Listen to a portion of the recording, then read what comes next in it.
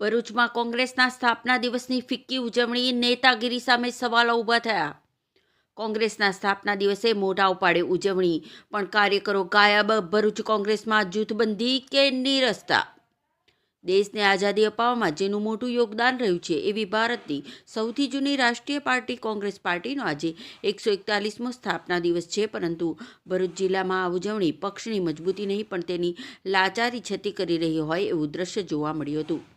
ભરૂચ જિલ્લા કોંગ્રેસ સમિતિ દ્વારા જિલ્લા કાર્યાલય ખાતે ધ્વજવંદનનો કાર્યક્રમ તો રાખવામાં આવ્યો હતો, પરંતુ આશ્ચર્યની વાત એ છે કે દેશની આટલી મોટી નેશનલ પાર્ટીના સ્થાપના દિવસે પણ કાર્યકરોની ભારે ગેરહાજરી જોવા મળી હતી। કાર્યક્રમમાં આંગળીના વેડે ગણી શકાય એટલા જ ગણ્યા ગાંઠ્યા લોકો હાજર રહ્યા હતા, જેના કારણે હવે સ્થાનિક નેતાગીરી પર અનેક સવાલો ઊભા થઈ રહ્યા છે।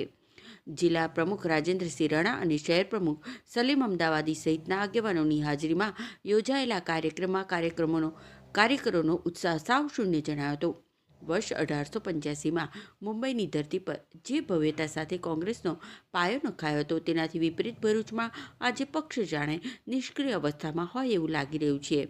આ પાંખી હાજરીને જોતા રાજકીય વર્તુળોમાં ચર્ચા જાગી છે કે શું ભરૂચના પાયાના કાર્યકરો હવે સ્થાનિક નેતાગીરીની કાર્યપદ્ધતિથી કંટાળીને તેનાથી દૂરી બનાવી રહ્યા છે? કોંગ્રેસના દરેક કાર્યક્રમમાં હવે માત્ર આંગળીના વેડે ગણી શકાય એટલા જ માનીતા લોકો જોવા મળે છે, જે સ્પષ્ટ કરે છે કે સ્થાનિક નેતાઓ સંગઠનને મજબૂત કરવામાં સાવ નિષ્ફળ સાબિત થયા છે। ટૂંક જ સમયમાં રાજ્યભરની નગરપાલિકાઓની ચૂંટણી યોજાવા જઈ રહી છે, ત્યારે સવાલ એ ઊભો થાય છે કે શું કોંગ્રેસ ભરૂચ આ રીતે માત્ર ગણ્યા ગાંઠ્યા લોકોને લઈને ચૂંટણીના મેદાનમાં ઉતરશે?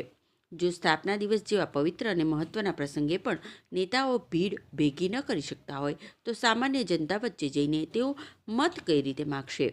વાસ્તવિકતા એ છે કે કાર્યકરો સ્થાનિક નેતાગીરીની મનસ્વી રીતે કામ કરવાની પદ્ધતિથી ભારે નારાજ છે, અને જો હજુ પણ નેતાગીરી નહીં સુધરે તો આગામી પાલિકાની ચૂંટણીમાં કોંગ્રેસના સુપડા સાફ થઈ જાય એવી પૂરેપૂરી શક્યતા છે।